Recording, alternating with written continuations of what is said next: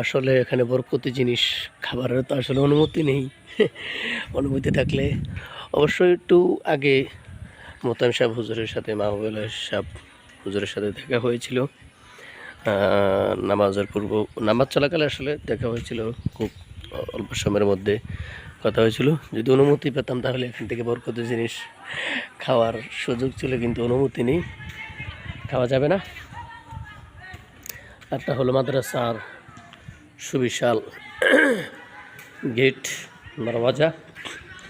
হ্যাঁ, এদিক দিয়ে মানুষ মাহফিলের সময়, মাদ্রাসার মেইন গেট। কিন্তু এটি অনেক সুন্দর, অনেক মনোরম পরিবেশ, সুন্দর দৃশ্য।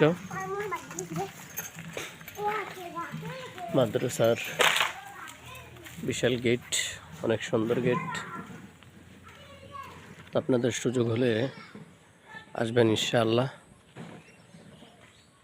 দুনিয়া এবং আখিরাতের কল্যাণ পেয়ে যাবেন আশা করি।